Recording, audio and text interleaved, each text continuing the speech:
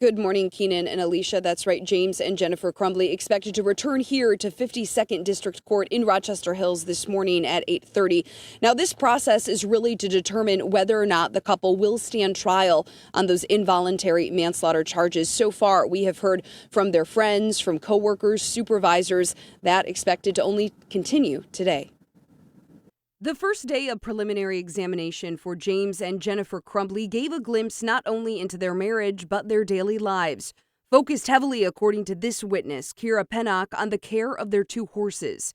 Pennock owns a horse farm the Crumbleys frequented, but she says she rarely saw their 15-year-old son. Did you ever hear either one of them talk about getting their son therapy?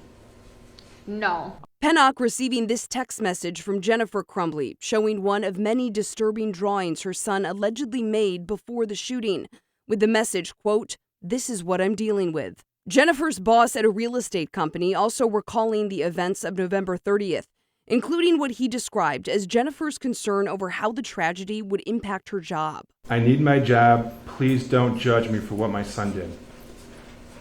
And what did you think about that? I was surprised by that text. Why is that? I was surprised she was worried about her job at the time. I thought she'd be more worried about what was going on.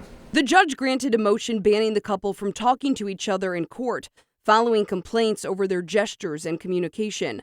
James Crumbley's frantic 911 call from the morning of the shooting also played in court. I have a missing gun, and my son is at the school, and we had to go meet with the counselor this morning. A detective working the case also pointing to their son's social media posts, seeming to brag about a gun his parents allegedly bought for him. That gun, the same one police say Ethan Crumbley used November 30th to kill 4 of his classmates. And access to that weapon, that has been something that the prosecution and the defense have argued over. The prosecution claims that James and Jennifer Crumbley gave their 15-year-old son access to that gun. However, the defense says they did not make the weapon easily accessible, nor did they know their son was planning an attack. That, of course, is a huge part of this case. Again, day 2 of that preliminary examination happening this morning, starting this morning, rather, at 8:30 right here at 52nd District Court. Much more to come on this case. Reporting live this morning in Rochester Hills, Jen Shantz, 7 Action News. Yeah, of course, a lot of attention on that hearing, and we'll be watching. Thanks so much, Jen.